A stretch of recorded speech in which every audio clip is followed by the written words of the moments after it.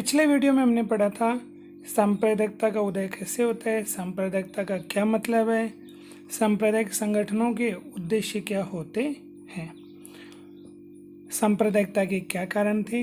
आज हम पढ़ेंगे सांप्रदायिकता से होने वाले नुकसान, सांप्रदायिकता के कौन कौन से दुष्परिणाम हैं।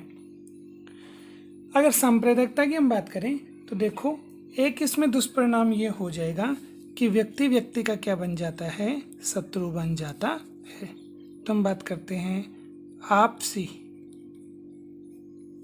द्वेष। आपसी द्वेष बढ़ता है। क्या भारतीय संस्कृति की बात करें तो भारतीय संस्कृति में एक व्यक्ति दूसरे व्यक्ति का हमेशा सहयोगी रहा है, और सांप्रदायिकता के कारण क्या हुआ है, समाज में फूट पैदा हुई है। जो सहयोग पर अपना आधारित समाज था, उस समाज में क्या पैदा हो गई, फूट।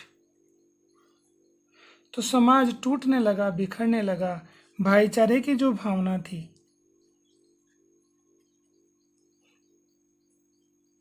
वो भाईचारे की भावना भी समाप्त होने लगी।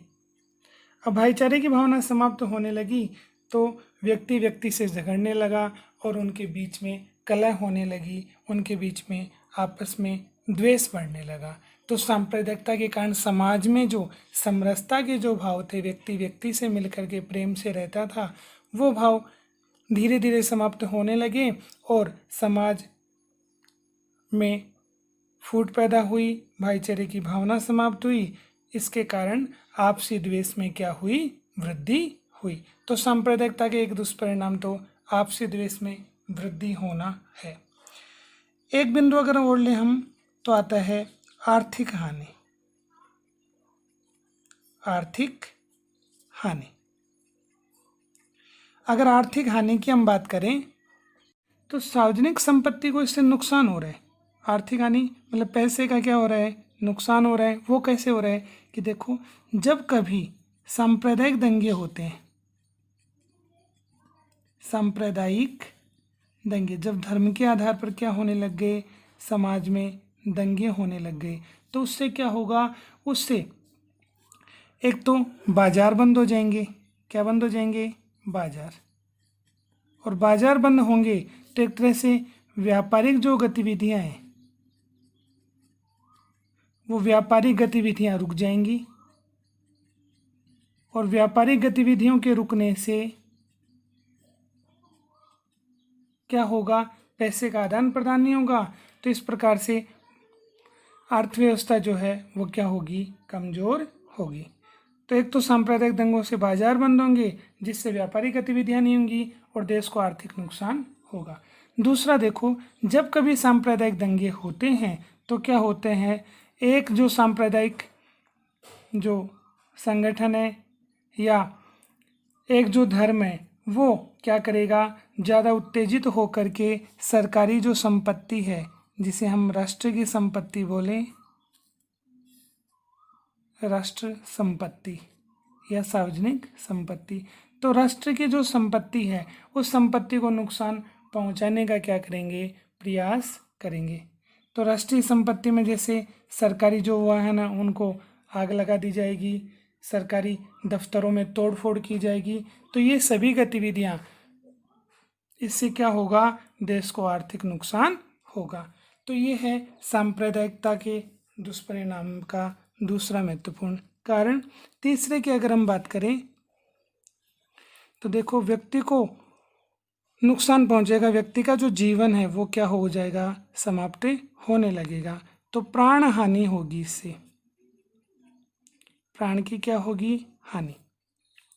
देखो, जब कभी भी क्या होंगे, धर्म के आधार पर दंगे होंगे, लड़ाइयाँ होंगी, तो उसमें क्या होगा, एक व्यक्ति दूसरे व्यक्ति का क्या बन जाएगा, दुश्मन। किसके आधार पर होगा ये सब कुछ, धर्म के आधार पर होगा। तो व्यक्ति अकारण मृत्यु का शिकार बनेगा, लोगों की हत्या होने लगेगी। तो चारों तरफ भय का वातावरण भी व्याप्त हो जाएगा, लोगों की हत्या होगी, लोग मरने लगेंगे, कुछ दंगों में अपंग हो जाएंगे, अपाहिज हो जाएंगे।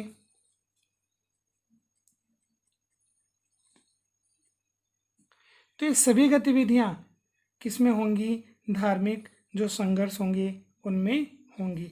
तो व्यक्ति को नुकसान उठाना पड़ेगा, या तो वो पूरी तरह से अपने प्राणों को गंवा चुका होगा, मर जाएगा, उसकी हत्या हो जाएगी, या अपंग हो जाएगा, या अपाहिज हो जाएगा।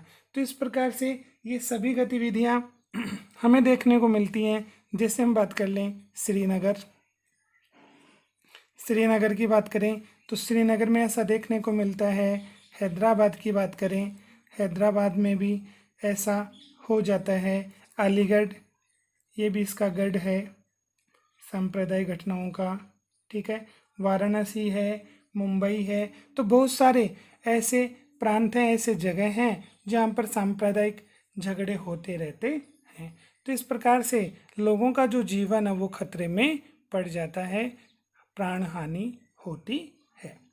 उसके बाद में बात करें हम अगले बिंदु की, नंबर 4 की हम बात करें राजनीतिक अस्थिरता। राजनीतिक अस्थिरता,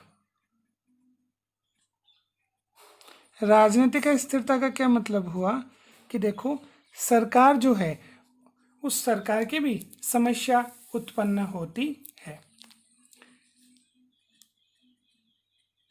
देश में शांति व्यवस्था बनी रहे, राज्य में शांति व्यवस्था बनी रहे, ये पूरी जिम्मेदारी किसकी होती है? सरकार की, क्योंकि शासन सरकार चलाती है और सरकार का उद्देश्य होता है कि धर्म के आधार पर, जाति के आधार पर किसी प्रकार की कोई हिंसा नहीं हो।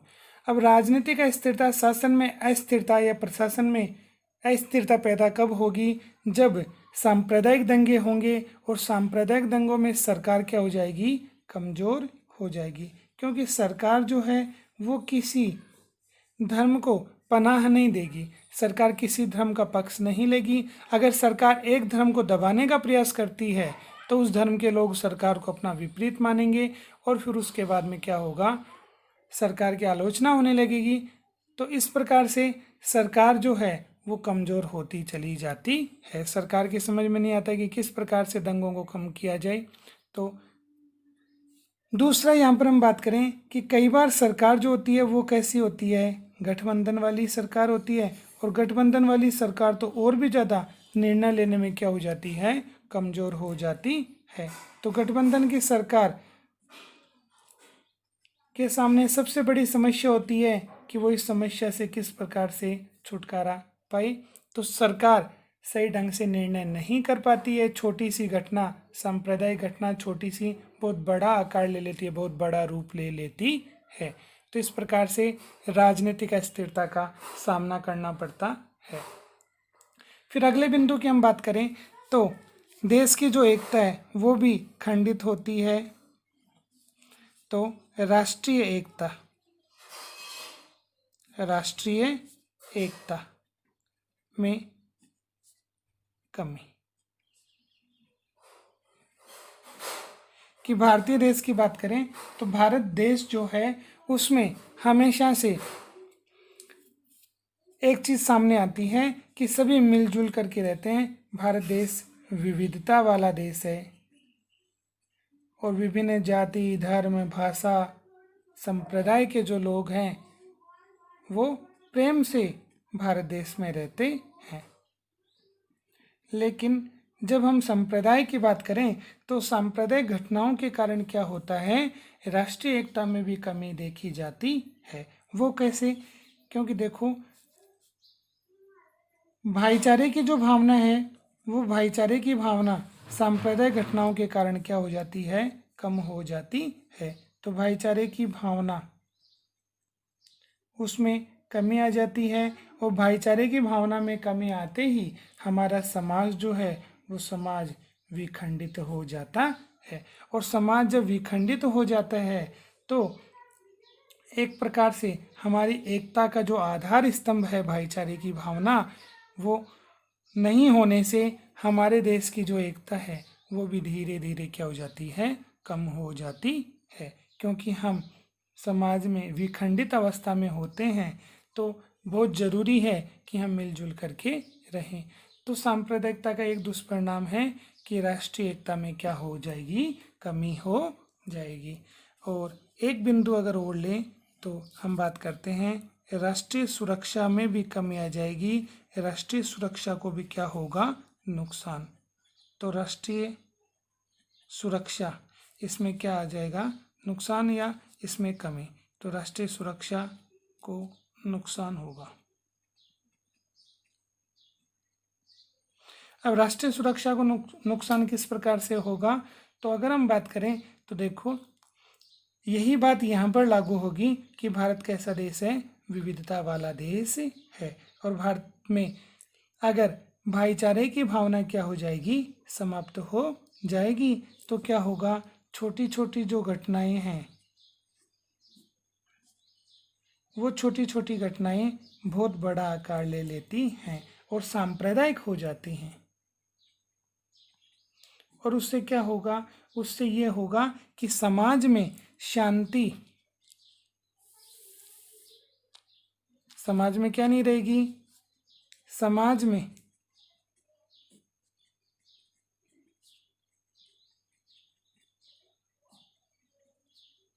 शांति का क्या पाया जाएगा, अभाव। तो देखो एक समाज में शांति कब रहेगी, जब विभिन्न जाति, धर्म, भाषा के जो लोग हैं वो प्रेम से रहें, उनमें किसी प्रकार का कोई संघर्ष नहीं हो, किसी प्रकार की कोई हिंसा नहीं हो। तो समाज में जब अशांति का माहौल होगा, समाज में जब शांति का अभाव पाया जाएगा, तो इसके कारण क्या होगा, हमारा देश भी सुरक्षित नहीं रहेगा। क्योंकि समाज में जो है शांति है उसको दूर करने के लिए सरकार अपना महत्वपूर्ण योगदान देगी, उसे रोकने का प्रयास करेगी, शांति व्यवस्था स्थापित करने का प्रयास करेगी, लेकिन फिर भी उसमें बहुत ज़्यादा नुकसान हमें उठाना पड़ेगा। क्योंकि हमारी जो एकता है वो इन सांप्रदायिक घटनाओं के कारण क्या हो जाती है, उसको नुकसान पहुंचता है। तो जिस प्रकार से आज हमने देखा कि किस प्रकार से सांप्रदायिक जो घटनाएं हैं उनसे होने वाले कौन कौन से दुष्परिणाम हैं, ये हमारे देश के लिए एक प्रकार से नुकसानदायक है।